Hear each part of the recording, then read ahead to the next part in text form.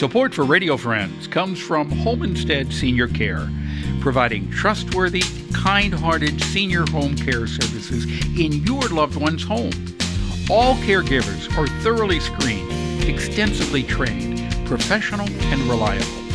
Homestead is all about providing the highest quality home care service to fit you and your family's needs.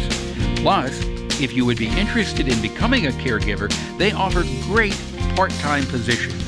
Give them a call at 573-442-4333 or check it out at homestead.com.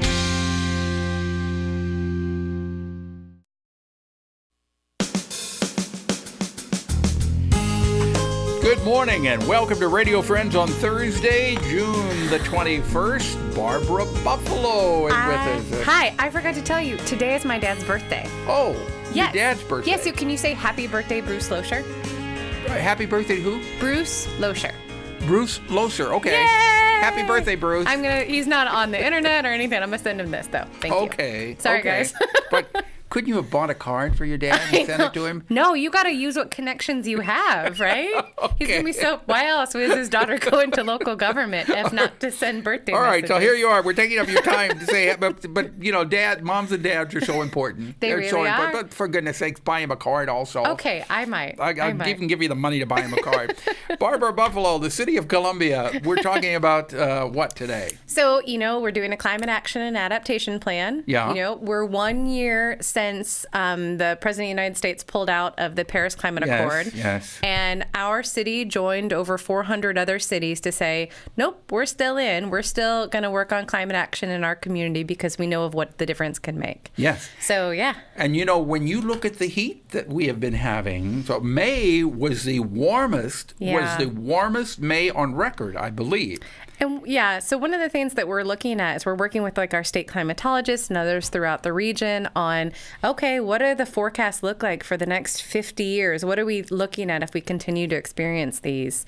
We had our event back in May, a really good turnout for the community workshop, and we talked about vulnerability assessments, the vulnerabilities of potential days over 95 degrees. We've been experiencing them 5 days on average, for the last 100 or so years.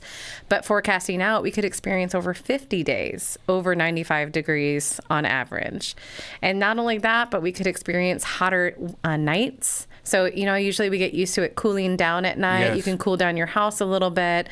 Those without air conditioning can find comfort. Right. But if we experience hotter weathers, we as a community need to prepare for that. What does that mean for our cooling centers, our building codes? I remember when I was growing up, May and June were extremely pleasant months, temperature-wise. Right. Now, you're not as old as I am, so you probably don't remember No, it but that I much. can look at you and be like, that sounds lovely, Paul. Well, I remember when I was growing up, too, that the lilacs wouldn't bloom until almost the end of May. A couple of years ago, they were blooming in March. Now, what does that tell you? It's an interesting thing, and we know that there are natural cycles, right? We'll experience some years that will be wetter and some that will be cooler, and we know that we'll experience this. But when we're looking to forecast for what do we need to plan for our own city infrastructure, we need to look at those averages. And if those averages are higher or the growing season is earlier, our agriculture community needs to start planning for those as well. So what is the city of Columbia doing? So right now what we're doing is we are looking our first, how you do a climate action and adaptation plan is what's your baseline, right? Where are our emissions currently and what impacts are we seeing locally with climate change or just weather impacts that could happen?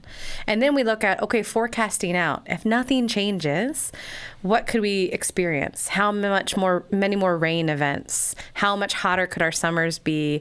Will we experience more extreme weather events?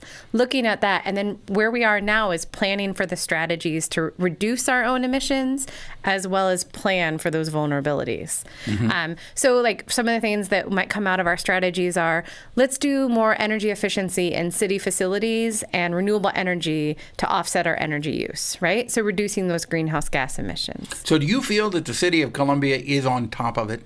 I think that by doing this planning and bringing together all of our partners on it, we are in a better position than maybe some of our peer communities. And what kind of response are you having from the community? Well, I was really impressed with our May event. We had over 150 people come out to this on a Tuesday night to talk about climate action and what are some of our vulnerabilities and what can we do.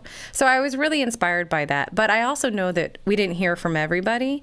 And so I am reaching out to people saying, contact us if you want us to come to your church group or your neighborhood group or your board or commission or whomever. So you'll go out and you'll talk to the neighborhood groups? Oh, yeah. If they want us to come out, we can talk about what we've learned so far and ask them, what sort of strategies do you want to see the city work with community members on to make a difference in our community? What are most people telling you as far as what they would like to see the city do?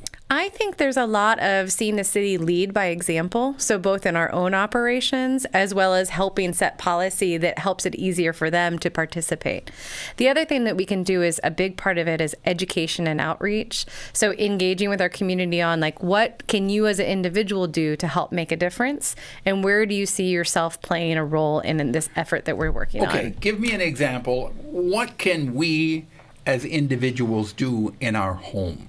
Oh, so Paul, this is going to go back first time I was ever on here and just talking about how we use our thermostat and how we have our insulation and lighting in our own home. You can make such a difference in just turning down your thermostat when you're not at home in the wintertime. In the wintertime and turning it up in the summertime. In the summertime. Heating and cooling plays such a big part in both our comfort but also in our energy use in our facilities. And the insulation in the attic. Do you remember? Yes, I do.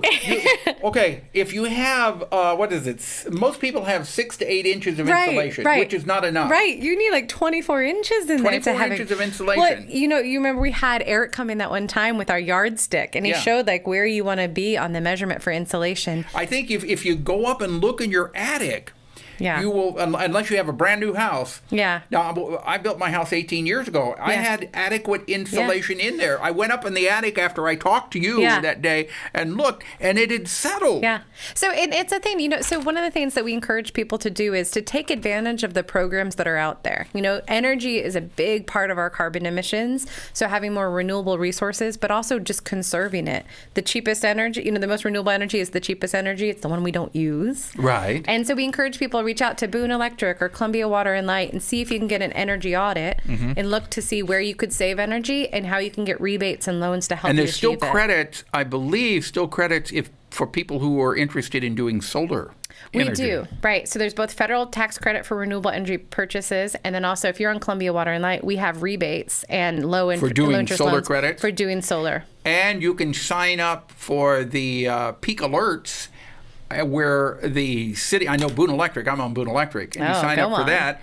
And during the peak alerts, they will shut the air conditioning unit off for 7 minutes. For the load management. For the load management, and you don't even know the difference. You can't tell that it really doesn't affect the temperature in the house at all. But one of the other things that we're also working with is we're partnering with some of our community partners on helping raise awareness on it. And I wanted to say before we get off really quick, on July 7th, on Saturday, July 7th, we are partnering with Resident Arts to have a community painting day on the MKT Trail under Elm Street.